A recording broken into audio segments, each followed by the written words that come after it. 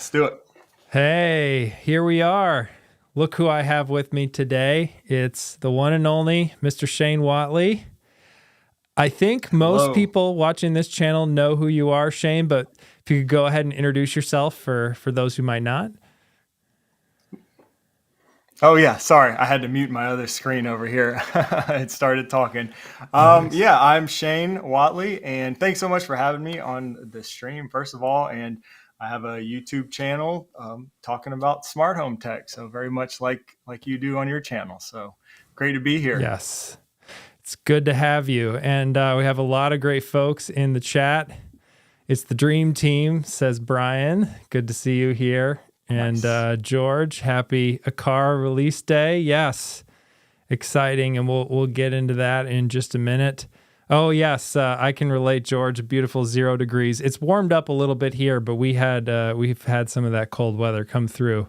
It's a balmy 14 degrees here right now. But Shane, I think it's a little warmer where you are. Yeah, we were just talking before we went live on what wimps we are here in the South. We were just outside, and it's a little bit later here too, and it got down to like 35, and my wife and we're like freezing. We're such big babies. Well, I grew up in Virginia, and then I had some family down in South Carolina. So you guys are tough in dealing with those really humid summers where it's just, so hot and feels so hot. So Yeah, you'll get your it gets time. pretty brutal. That's right. We all have our tough seasons. Frederick, nice to see you. James from Las Vegas. William, nice to see you. Hey, Mike, thanks for joining. Yeah, so just a lot. Zane's in the chat. Good morning, good evening, depending on where you are. Oh, yeah, so Saul's another one in beautiful South Carolina, missing the Illinois weather. So good to see you, Saul. Robert, a lot of great regulars from sunny Australia. Yeah, Robert has summer right now, so he's enjoying that. Nice.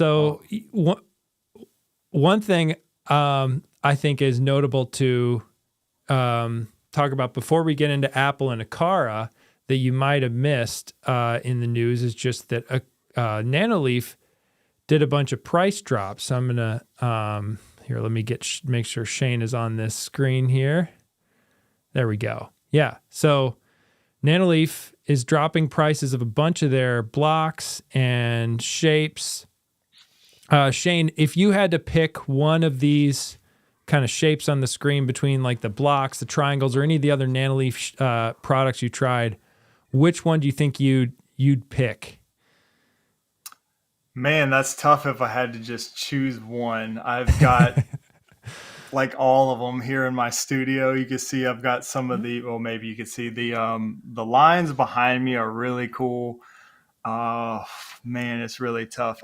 The blocks I like because they're very unique. I think a lot of companies have kind of copied like what Nanoleaf has done with a lot of their products, it seems like over the years. But when they came out with the blocks this year, I thought that was a really unique, something new and kind of innovative for lighting, with the pegboards and the shelves. I really like those. I really want to see them make those in black. I think if they make those in black, then that'll be my favorite. Right now they're just in white, but I do have like all the other stuff is black in here. But yeah, I don't know if I can choose just one. I think it just really depends on what fits your particular aesthetic that you're going for. Like I said, I've got the black shapes and lines in here, and I do have some of the blocks as well. So I don't think I can pick just one. What about you? Yeah, it's tough to say. I do love the blocks. I agree. I think if they made the blocks in black, that would look really cool. Because I think one of the things that I love about the lines more than some of the other Nanoleaf shapes, I think they all have their own cool aspects, like you're saying, going for whatever style you want for a particular room. But I think the lines look the best when they're off. So that can be a nice aspect of either white or black, or now they have the new pink color. So I just think that these are some of my favorite because it's just how they can look good off, but they also look good on. But yeah, that's a very good point. Everybody had a complaint, I think, about Nanoleaf one of the big complaints about Nanoleaf was just they're great, but they're so expensive. And so it's nice to see some of the prices on some of their lights come down. So yeah. Yeah, I Anyways. think they dropped the price on all of those major that whole line of lines and shapes and even the blocks. I think and they're Yep. permanent. It's a permanent price drop too, which is Hmm. pretty nice. Kind of unheard of to see a company lowering prices in this current day and age.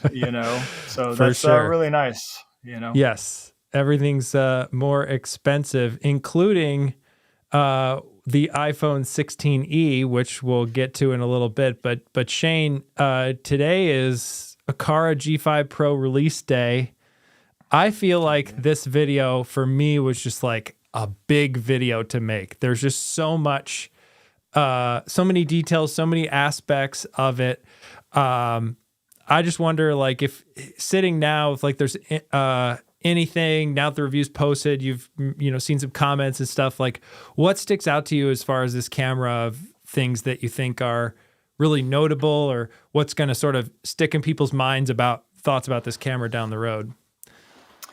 Well, I think first of all, it's kind of stating the obvious. Probably is the PoE, Power over Ethernet, being the first reasonable camera out there that supports HomeKit secure video and Power over Ethernet is nice. There are some things I'm not crazy about with the camera, but overall, it's a great camera.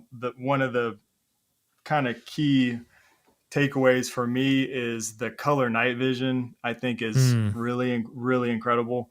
Hmm. So that was awesome, and yeah, I'd say probably those two factors there. I know people have just been wanting a HomeKit secure video camera forever, and Aqara was the one to do it. And I agree with you. It's when it comes to making a video about anytime there's an Aqara camera, and I do a video on it, I'm like, oh, this one's going to be a beast because they just have so many features packed in there, and I really want to talk Hmm. about all of it, to share, what all it can do and stuff. But they, unlike most other cameras or products, they just have so many features and capabilities. I mean, you got the whole hub aspect of it on top of all the camera features and stuff. So it is a lot. I totally get where you're coming from there.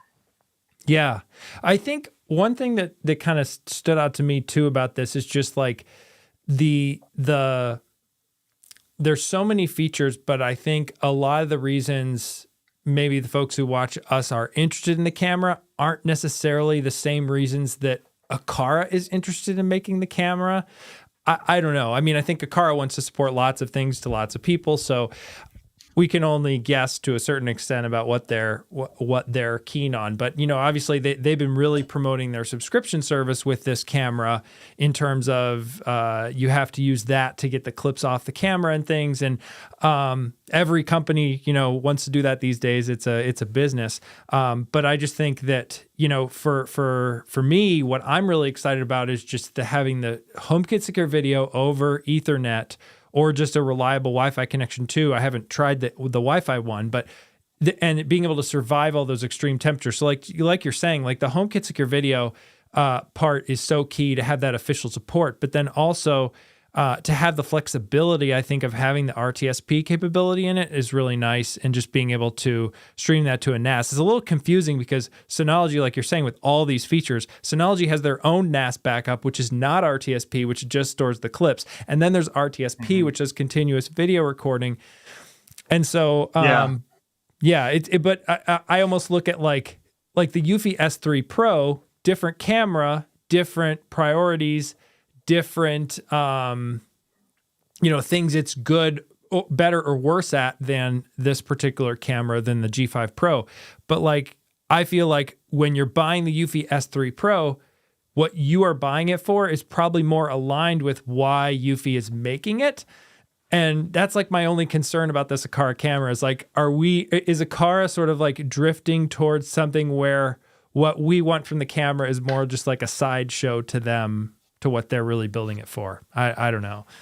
Yeah, that's an interesting point. I see what you're saying, and they do have so many features. So to find the type of person who will actually be able to utilize all that is probably far and few between. Hmm. With all the hub capabilities, like, I mean, even myself and you probably as well, who's deep into this Apple Home and smart home Hmm. stuff, I'm probably not really too interested in using it for a lot of the hub capabilities because I have other hubs and stuff like that Yeah. that I'm using for whether it's Thread or Matter or whatever. Yeah. So it can get a little, um, you know, I don't know. It's interesting that they're doing this. There's a lot of benefit to it for certain people, but Hmm. if you just want a really good camera, you don't probably need a lot of that stuff too. So, Yeah. and it's interesting. And I'm glad you mentioned the RTSP streaming because that is a bit of a there's a little bit of confusion, I think, in the comments on my Yes. video about that because I stated in my video that there is no 24/7 recording support. And Hmm. that is because really it does support RTSP streaming. And this does get a little confusing. Hmm. And it has the NAS feature built in there. So we'll just clarify this right here, I guess, if that's okay. Sure. Um, the RTSP stream is different than the NAS option on the camera. So when you connect it to your NAS, it's just saving clips. And if you Hmm. want to do the only way to actually do 24/7 recording is, I think, what you did. I think you said you have surveillance station installed on your Hmm. NAS, and you can use. So if you have a NAS with the appropriate software that can take an RSTP stream Hmm. and record continuously, then you can do it. But you have to have the hardware and the software to do that. Hmm. There's a lot of NASAs out there that don't have software like that can, that wouldn't be able to do that. It doesn't work with like NVR systems and stuff like that Yep. right Yep. now. I hope they update that to support OnVIF, which maybe would bring that support to those types of systems. Mm-hmm. But yeah, it's kind of confusing. So that's why I said it doesn't. Because when I hear local, local 24/7 recording, I think it should have either connect directly to any NAS and back up continuously on there, Hmm. which it doesn't do, unfortunately, or have an SD card, Yeah, I an agree. SD slot or something like that. 100%. Yeah, I think it might be. It's certainly the only PoE camera that I've heard of that is so oriented towards recording clips versus continuous recording. I feel like every other PoE camera on the market, it's like, here's a continuous stream of video. Yeah. But yeah, Yeah. it is it's also like what you're saying. I think this got cut from my video. I can't remember, but there's detail there with oh, and also behind the scenes of my video, it's like if you notice on mine, there's like it's a different scene when I'm talking about RTSP. And that's because, like you, Shane, I went back and forth about what I wanted to say in this video about this because this topic is confusing, and I was Yeah. confused for a while until I figured out all the details for it. So, so I recorded that after I'd already recorded the main talking part. But the thing with the Synology or whatever you record it to is like that's so much of an additional cost. If you're looking at getting a $200 camera and then you have to spend probably minimum $500, $600, $700 for a Synology, that's just one camera, one recorder, and there's so many network video recorders that wouldn't support HomeKit Secure Video officially. You need to use something like Scripted, but like you could get a really nice setup from someone like maybe Railink or even Ubiquiti once you start talking about, getting close to $1,000 price point. Now, if you already own a Synology that's capable, like that's amazing, but not everybody has that. Yeah. Yeah, I agree. When I kind of realized and found out the only way to do 24/7 recording was through the RTSP stream and, kind of record that way, I was like, it just felt like a workaround almost. I mean, I just really wished a PoE camera would have Mm-hmm. kind of built in 24/7 recording some way, even if it Yes. was like plug it into if it worked with all NVRs or most NVRs. There's a lot of Unify people out there that are using what is it, Unify Protect? Yeah, right. Yes, So I don't yes. think you can't use it with Unify Protect right now. You can't use it with Yep. Real Link NVRs or anything like that. So I think I read like maybe a rumor somewhere that they will or plan to update it to support OnVIF in the future. I haven't heard that officially, but Hmm. I saw that somewhere. So if that happens, then you would be able to use any of these NVRs, and that I think would Yeah. be pretty significant. But Yeah. I don't know. That was one of the drawbacks for me, I felt like. Hmm. Well, and then also I think the whole on-device image processing, I love that Aqara is doing it. I mean, because I think that we have cameras now that are smart enough that should be able. I mean, we have computer chips that are smart enough to be able to put in the cameras to do this now, but there's still a lot of false positives. I know you had your wife's mirror was identified as a package, I think, right, in your video. That's right. And That's then right. I had like the grill cover for my grill was kept blowing in the wind and then being identified as a person.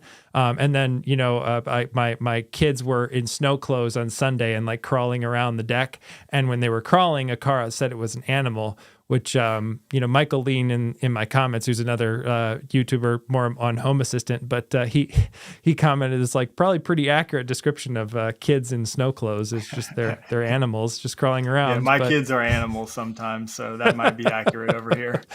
Yes, for sure. My kids are all can be crazy. I also like had that. quite a few false positives with the sound recognition. So I was using that for a Mm-hmm. little while, Yes. and I noticed. I think I had the camera set up in here, and sometimes it would be music playing, and I think it was the baby crying. So it thought a lot of things were babies crying.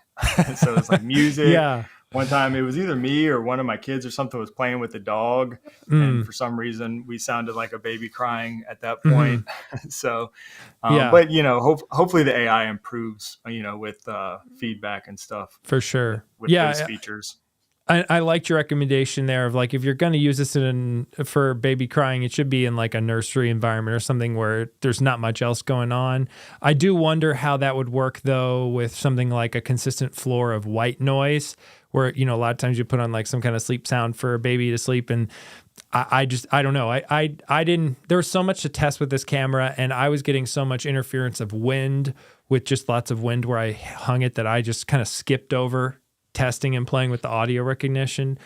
I've always been of the thought of like for baby monitoring that like doing one of the old school baby monitors with a camera where you can like have it continuously sort of on in the little wireless feed, and you just always hear that stream of audio coming straight from the camera for when the child makes noise or whatever. That's what I prefer when when our kids were younger, and even still we keep those on a little bit today. My oldest is still in kindergarten, but yeah, it's I can I'm certain. I think I'm in the minority. I think a lot of people do like to have a smarter camera to put in their nursery or something like that. Well, they have you seen the smart cribs now? I mean, wasn't into any of this stuff. My kids are older now, but I set up a smart nursery for a good friend of ours about a little over a year ago. I think guess you had about a year and video half on ago. your channel about that, right? Yeah, I did a video about it, and we got to put a smart crib in there, and it actually has AirPlay support and everything. The crib itself, it has a camera built in, white noise, all kinds of stuff. So really cool stuff out there, made specifically for babies and nurseries. I'd probably go that route if I was setting something up, in a nursery. Nice. I agree. They were getting so advanced with those, and I think Bosch had one at CES this year that does all kinds of image recognition. Now, who knows how good the image recognition will actually be, but we got your wife here, Shane, reminding us that it'll be 21 where you are tonight. So back to our weather discussion, follow up from that. And also Art in the Philippines says it's 86 degrees there. So temperatures all over the map. Nice. Cool to have also people literally all over the map, all over the world. We got Australia, Philippines, a lot of places, Waco, Texas, buddy. But I can't, I'm trying to catch who actually mentioned it. I saw this earlier, but one thing critical interesting angle on the Nanoleaf side that I missed and didn't mention is that they dropped thread from a lot of these devices that are now less expensive. So if you want to get these new Nanoleaf shapes, it looks like they're using Wi-Fi. So understandable way they were able to cut the cost, but just an interesting side of sort of their decisions. But yeah, anyways, no thread on some of these Nanoleaf products, it seems like. So thank you for calling that out in the chat. Couldn't catch who. Yeah, that but kind of makes sense. They were trying to, I think, make the shapes and lines act as thread border routers at one point, and I think thread has probably given them so many issues. They're just like removing that. Seems like even their essentials now, most of those are Wi-Fi based too, right? Yeah, yep. They're trying. I think, it's they have a Wi-Fi light bulb. I can't remember if they have a Wi-Fi light strip, but I think they do. Okay, yeah. It's kind of where the market's going, I think, for a certain segment of people getting into smart home tech. They just don't have a way to support thread or I really like, though, what LifeX is doing with this, where it seems like LifeX is going to be shipping, at least what they said at CES, is products that have sort of a dual Wi-Fi thread radio in them. And then, you could use Wi-Fi as easy setup for now, but then maybe turn on the thread later on as you get more into smart home tech. And I thought that was a kind of a clever way to solve this, although I'm sure that adds to the cost compared to, something like what Nanoleaf's doing. I don't know if you have any thoughts on LifeX or thread. But. I've got their little lamp sitting right over here. I can probably reach it. This guy right here. I guess I don't know. I think I can show this, but it's not out yet. This was the one they had at CES, and I just set this up recently. You got one too over there, probably, huh? I'll leave it close by. That was I've not taken mine out of the box, but here we go. I just did mine recently and set it up, and believe it or not, this is the first LifeX product that I have ever used. Wow. Which is kind of shocking. I don't know really how that happened, but first LifeX device that I've ever used. So I've kind of had my eye on some of their other ones, like some of their outdoor stuff they've come out with here recently. They kind of revamped the whole brand, it looks like, not too long ago. And I've had my eye on some stuff, but just haven't really taken the plunge. But so it's been fun kind of testing this thing out, and it's got some interesting features like the matter buttons on top, and so trying to play around with that and see what all we can do. I don't know how much we want to dive into the details of that lamp just yet, but the thing with like I don't know where I was going. I forget what I was saying. Just but one of the other big pieces of news that happened this week, of course, was Apple's new iPhone 16e. And that is the first device that Apple shipped that has their new wireless chip in there, the C1. Now, Mark Gurman and some other folks talked about how that might be the basis of some Apple smart home products in the future. I think specifically on the Wi-Fi side, that Apple was going to have a custom Wi-Fi chip. So I don't know if the C1 is specifically what Mark Gurman was referring to there, but it's coming sort of from that same division. I'm really bummed with this device that they decided to, again, kind of like on the lines of what we're talking about with different lighting companies of what do you put in terms of components in a product.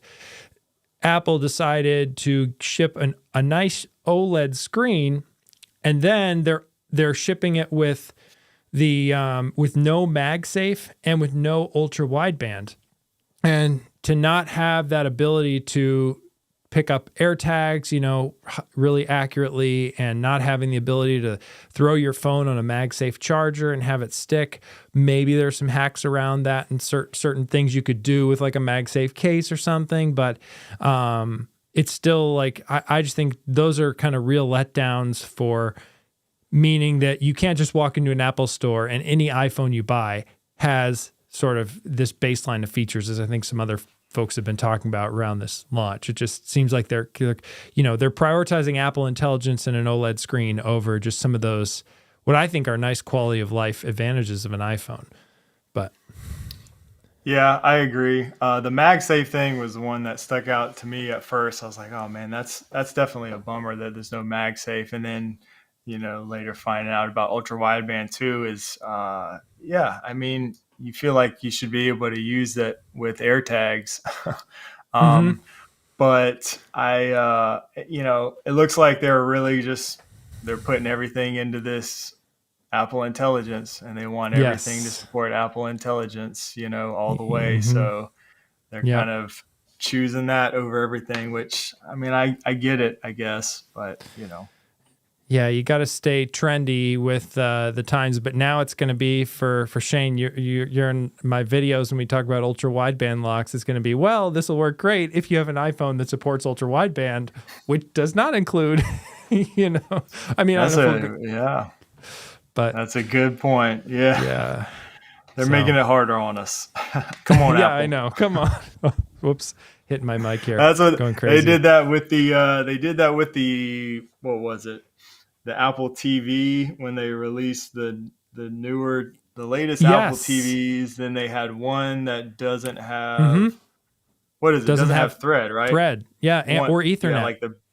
Yeah, the baseline model doesn't have Thread and I mean, if you want to take out Ethernet, it's okay. I get it. Use Wi-Fi, but for a cheaper model. But to take out Thread, I was like, oh man, now that changes how I have to say things. You can't just use an Apple TV as your smart home hub. You got to use the correct one or a compatible one. So yeah, it happens. Yes. It's a real, I think pretty much everybody watching this stream knows not to buy the low-end Apple TV unless you know that you don't need those features. But it does make it more confusing for us or for people trying to understand some of this stuff around Apple Home. But do you know, I was going to ask you, Eric, do you know if the new iPhone that was just announced, does that support Thread? I don't recall. I haven't really looked too deep into this. I was wondering that.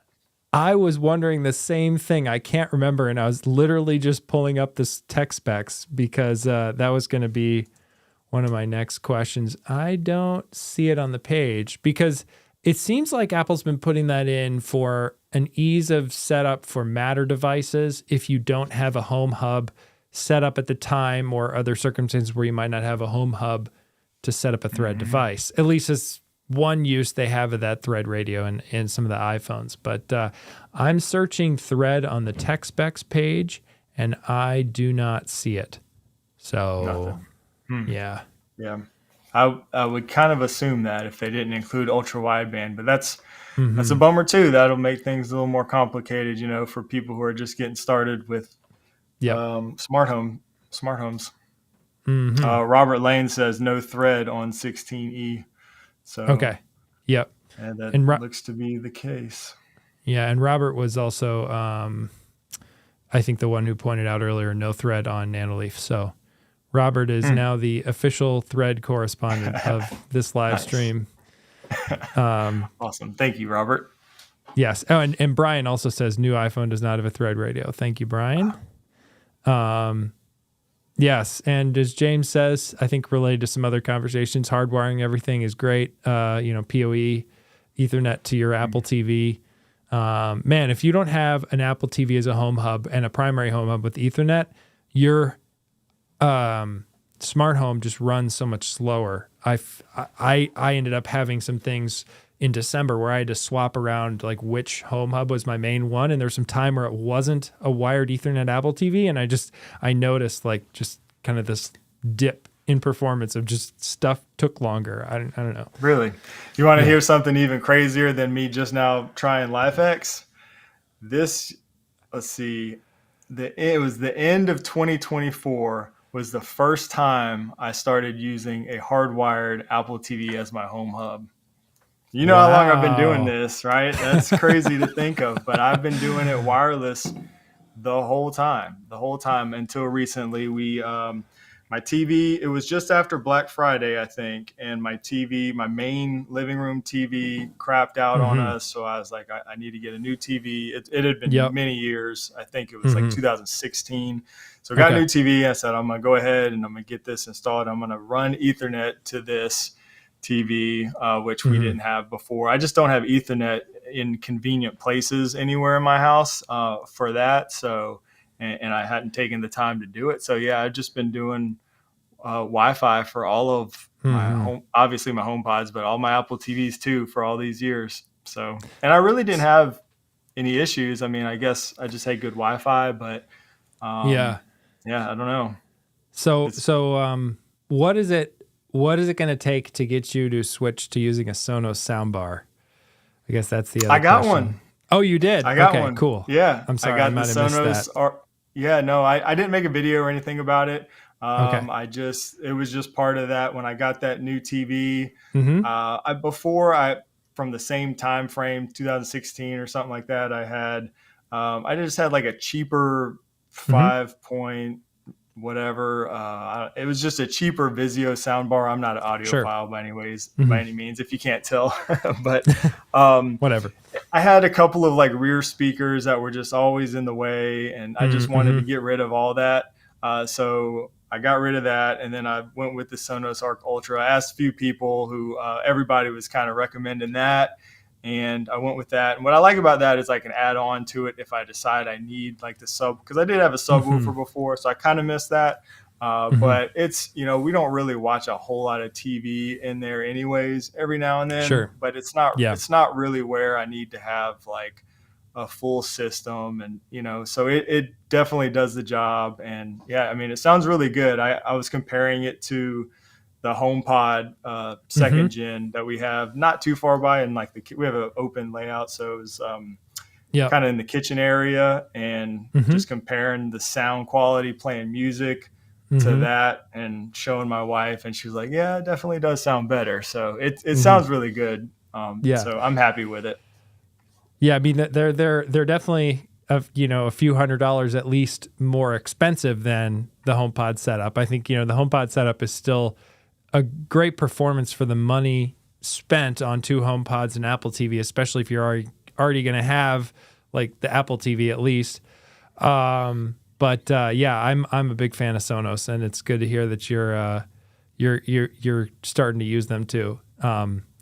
And so related to that, have you played at all? There was a lot of stuff demoed at CES. I don't know if you've seen much around ultra short throw projectors, or if you've played at all with any ultra short throw projectors, or what are your thoughts on that whole I space? have not. I mean, I'm familiar with them enough. Like I see Yeah. videos here and there. Some I know you got one. I'm pretty Yes. sure.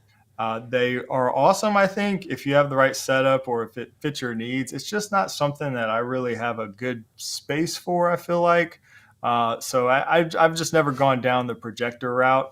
I actually thought about putting some sort of projector maybe on my back porch when we redid our back porch not too long ago. I guess that was maybe a year ago or so. So I thought about doing something like that out there, but kind of went against that, and I just use TV. So I haven't gotten into it myself. I don't know a whole lot about them, Hmm. but I know Yeah. they're really impressive now. A lot of them are. Yeah, I think the technology's really started to turn a corner, but yeah, I mean, we can't have back to the whole LifeX thing. Like, there are plenty of brands that like I haven't checked out that you've gone in depth on, and I think there's probably the same thing. Each of our it's why I think there's room for like so many different creators in the smart home space on YouTube, because it's just I've started to do some things where I'm planning to do reviews of products in shorts and I've seen you do that some too, because it's just like there's so many things coming out that how can you keep up with all this stuff? I mean, it would need to be a giant team of people just making a video every day about new products. Yeah. Yeah, there is so much out there. I mean, even if you're like, you pretty much stick to just Apple Home stuff as well on your channel, which is Mhm. also what I've always done. That's, Yeah. my platform of choice. And I mean, even in the Apple Home ecosystem, in that very small little, Hmm. category, there's just so much stuff nowadays. And I know you've been doing this for a number of years too on Mm-hmm. YouTube, it Yeah. wasn't always like that. That's definitely changed. There's a lot more stuff now that we can use and talk about than there Yep. was, 4 years ago, for example, I Mm-hmm. think. Yeah. Yeah, man, the good old, not good old days, because now is so much better, but like thinking back to, I think you and I both started our channels in certain ways in like 2018. Did you start in 2017, 2018, Yeah, something like it that? was it was 2019, like the very beginning of 2019, when I started posting consistently. That's Okay. when I was Yeah. like, all right, I'm going to do this and I'm going to post consistently. I've got probably a couple videos from 2018, but Mm-hmm. Yeah. 2019 is when I was like, all right, I'm gonna give it a shot, a real shot. Yes. Totally. Yeah, and the rest is history.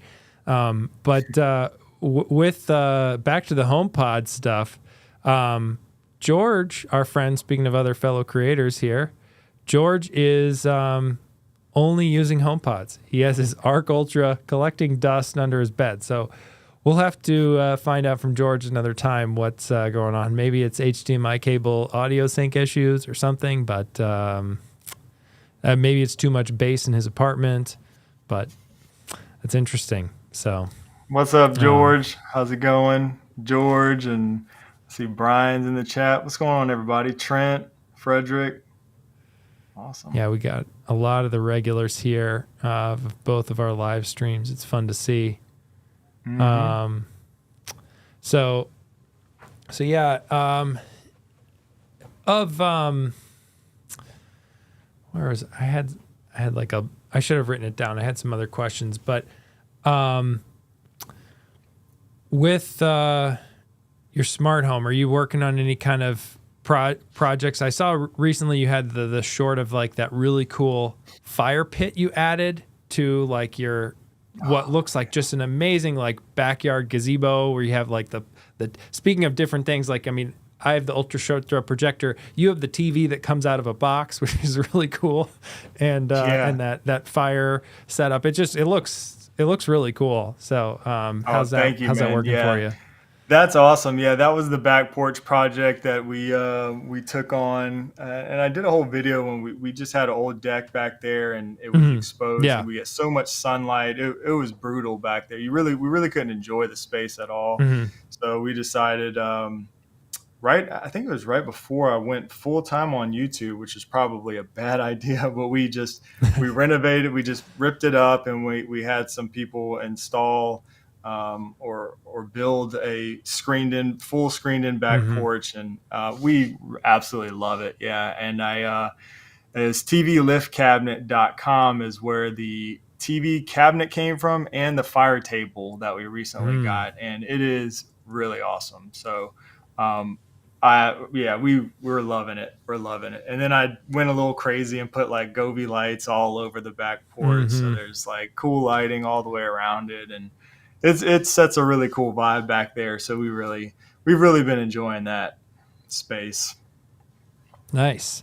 Yeah, it seems like a really cool spot where, like there are certain rooms I think on both of our channels that we continue to come back to and add different things over different videos. And I've seen they're almost, I mean, like in a weird storytelling sense, they're almost like characters on our channel. And it's like this room, keeps coming back in your channel in various places as it kind of has evolved over time. It's been fun to see. I think you had your some string lights you put up across the porch too, and I always see you out there grilling. So it seems like I've fun done tested a few different string lights out there. I've got Nanoleaf string lights out there actually now. I had some Govee ones for a while out there. And then we put smart shades all around it because the sun gets so bad.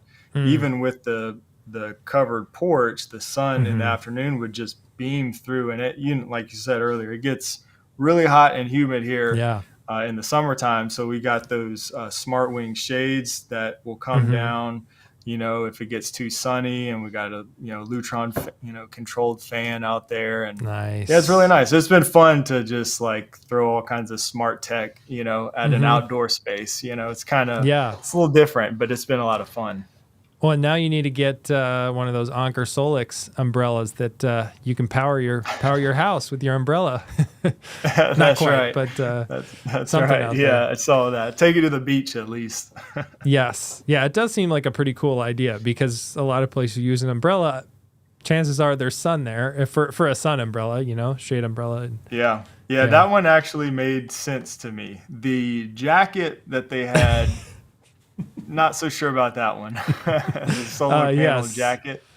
There's a solar panel jacket, and then I think EcoFlow has the solar panel hat. And both I can see their practical use cases, but they're not something I would want to wear. Just not my thing.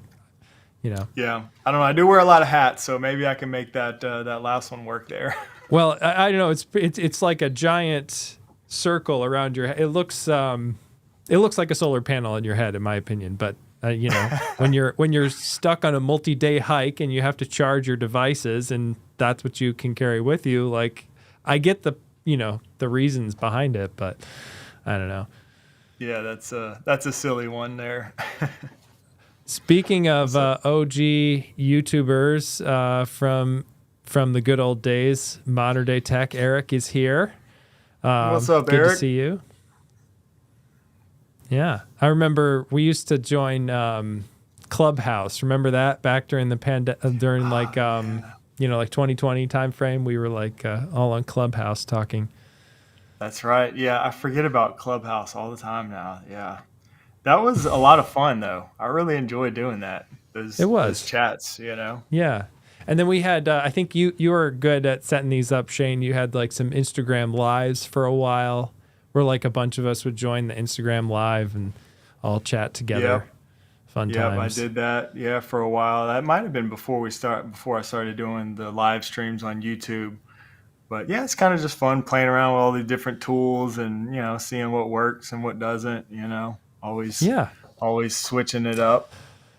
Oh man. Yeah. Going into every weekend, I have like this long list of things I want to play with. And I usually get to like a short part of it and then just end up moving on. But it's a fun thing to play with, whether you're filming yourself like we are, or just doing it yourself, for your own smart home. It can be it's like the fun is in the journey, right? Like just setting all this stuff up and playing with all the possibilities.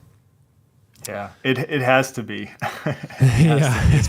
Especially for us. You gotta enjoy it, I think. But that's what's great about so many, I think, of our regular viewers, and probably Mm-hmm. most of the people, if not everyone here in the chat, really just enjoys the fun. Or the process. I was talking about that recently with somebody. I think we were talking about like home assistant versus other things and stuff. And I was saying, just because there's all these options, people always want to know, what should I use? What system should I use? What should I use to do this or that? Mm-hmm. Mm-hmm. And at the end of the day, I actually said, I think you should just do whatever you enjoy using, because like for people love Home Assistant. For me, I get it. It's awesome and powerful, but it's just not fun for me. Mm-hmm. It feels like homework, and I Yeah. don't like doing homework. So I would rather use something that's, a little more visually appealing. I'm a visual guy, like, Yeah. Homey Pro or Mm-hmm. whatever, something a little easier. Yeah. But that's just my personal preference. It's more fun for me that way. So, and I think everybody should just go that route. When you're building the smart home, Mm-hmm. make it fun, enjoy the process.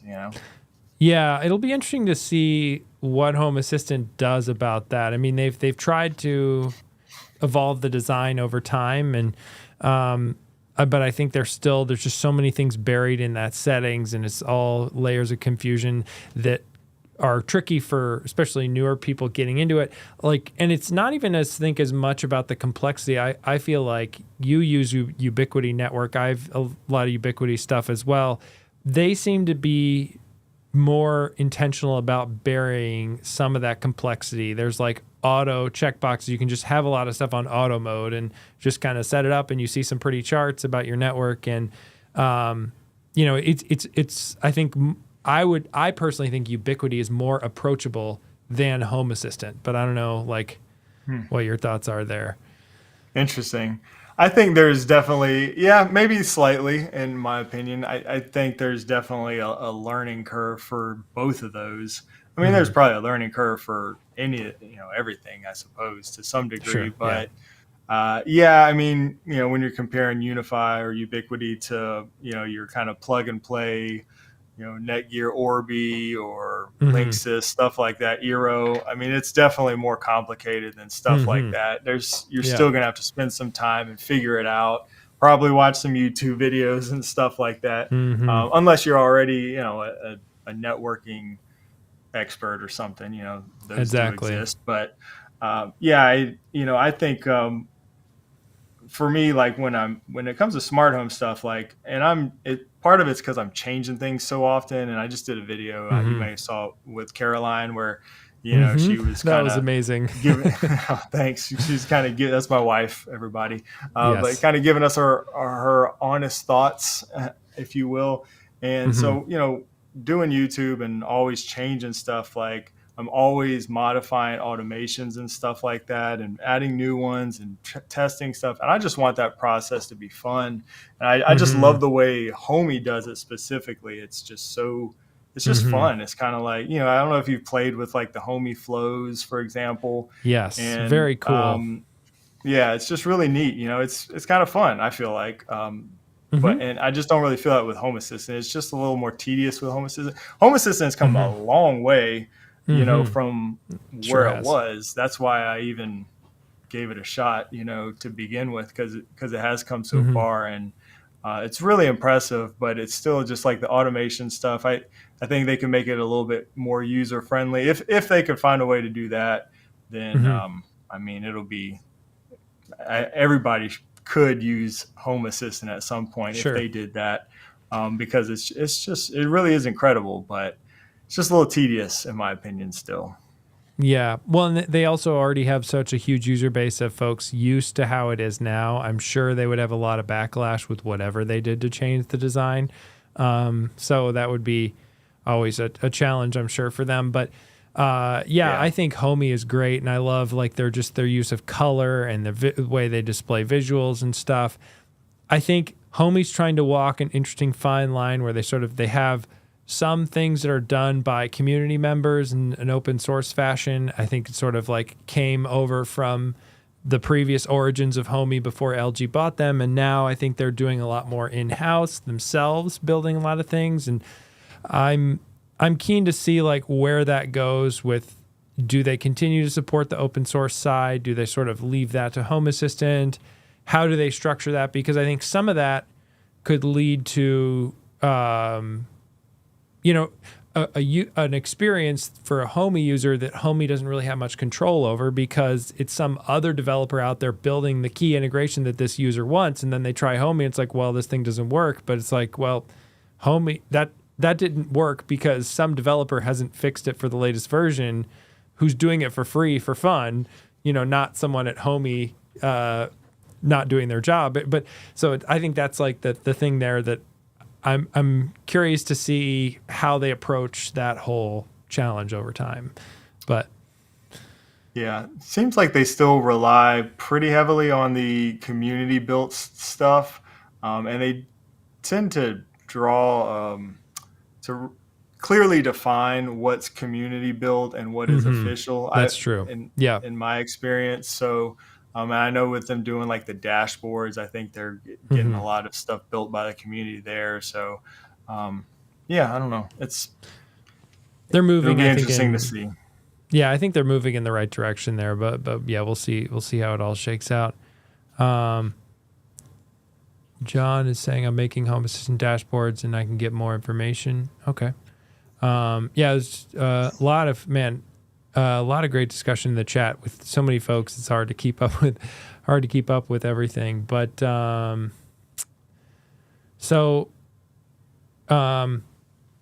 think we talked about like starting on YouTube back in the day, that you sort of got consistent about it in 2019. And I've said this before, but I really credit you, Shane, to having the vision that like this topic, Apple smart home tech, can be like a thing on YouTube, and it totally has become a thing. And your channel is obviously, you know, the main evidence of that. And it's just so cool because there were times there where I kind of doubted, like, is this going to be a thing on YouTube? And it was like kind of a discouraging side of, you know, then when the storms come in, so to speak, and life gets hard to make YouTube videos, I just kind of took a break from it for some periods of time. And I love that you just kept on moving.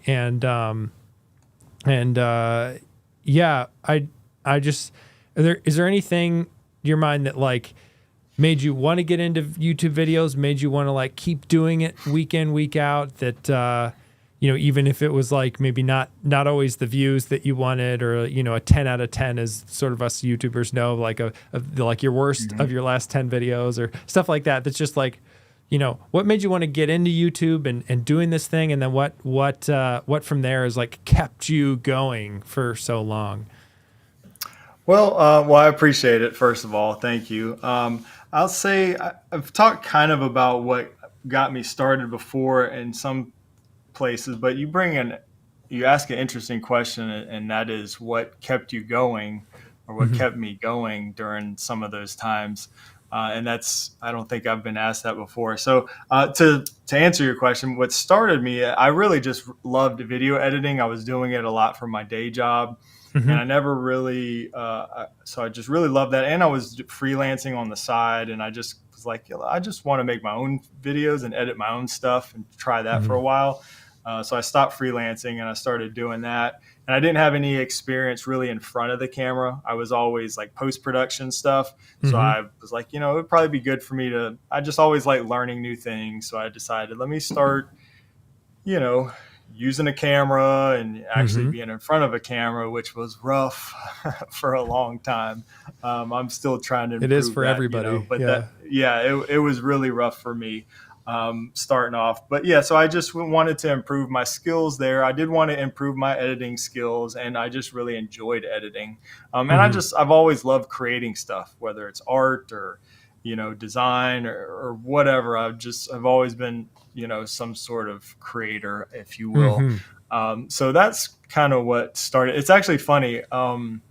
You know, my handle on like Instagram and I guess X Shane and Creates. everywhere is Shane Creates. The reason I did that was because when I first decided to like have a social media presence or whatever, or it may even been when I was like starting YouTube, I didn't know what I was going to be doing or what I was going to stick with, but I knew I was always going to be creating something. And so that's why I just did Shane Creates, because whatever it is, whatever changes, I'll be creating something. So that's kind of where that came from, actually.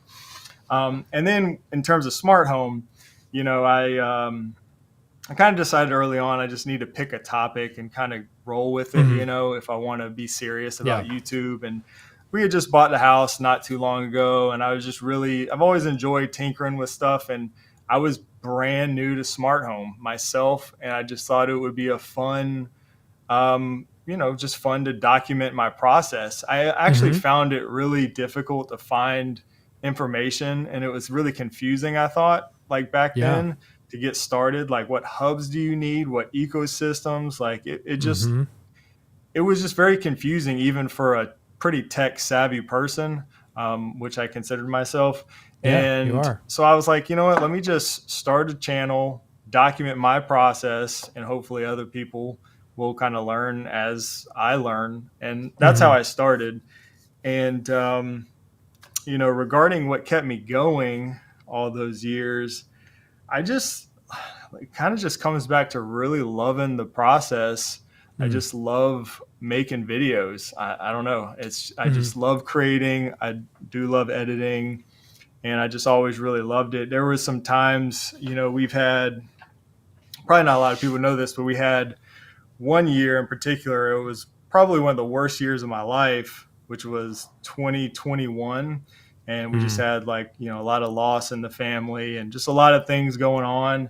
And, you know, there were times where, like, just, you know, making videos and editing and just having something to focus on, like, kind of got me through that. You know what I mean? If that makes any sense. So for me, it was just a passion, and it just just having something to focus on and come back to every week and have a new project every week is just something I really enjoyed.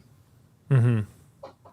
Yeah. So Well, I never really paid much attention to, you do look at the views and stuff and you want them to do good, but like I've sure. always never really focused too much about the subscribers, and so Yeah. I just tried to make the best videos I can make each week. Yeah. Yeah. You're Shane creates, and I love that. And you're also such a multi-talented creator, like you're saying around. I loved back in the day, and I think you still do this occasionally, like do these drawings for your daughter's lunch. And I'm sure now that she's gotten older, she might not appreciate having a note from her weird dad in the with the drawing or something in her lunch.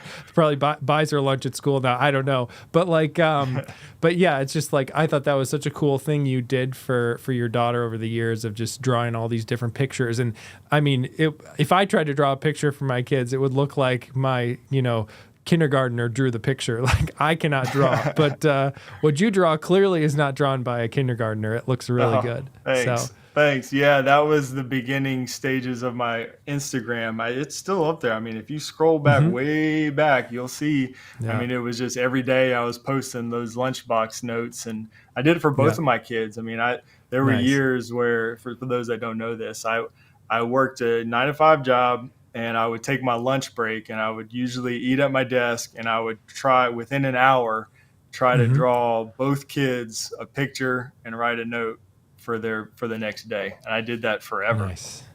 Nice. That's so cool. Yeah, and it was a fun thing too, where I can relate to what you're saying about creating things online like this, whether it's drawings or YouTube videos, or just it can be a nice escape from other things in your life that are maybe not fun or hard, or you don't enjoy at the time, or things that are sad and just tough challenges of life. So that's really cool. And I remember back to your old content as well. I think you did a vlog on a trip you took to Aruba, and my wife and I both loved going to Aruba as well.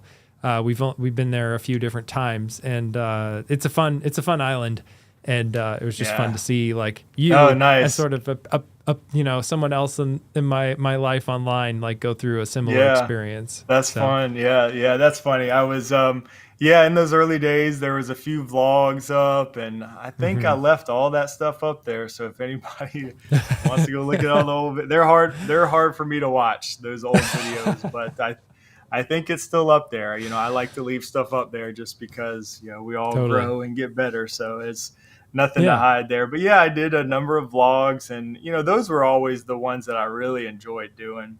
A lot is the stuff with the family, and kind of like documenting your trips and stuff like that. It's always fun. So yeah, I did some vlogs early on in my YouTube channel too, and I found those fun to do as well. And it's also just I found it really painful to look back on, but like there's also a side of it's like it's documenting your life from 5 years ago or 4 years ago, and it's like, oh look, what's changed and what's different about things, from when that was filmed to now.